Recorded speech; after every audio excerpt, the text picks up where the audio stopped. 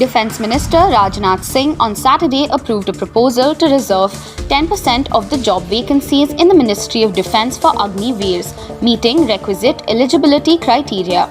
According to the Office of the Defence Minister, the reservation will be implemented in the Indian Coast Guard and Defence civilian posts and all the 16 defence public sector undertakings. The announcement of the ministry comes amid the protests that broke out following the launch of the Agniveers scheme by the centre, which is a new recruitment procedure for the defence forces.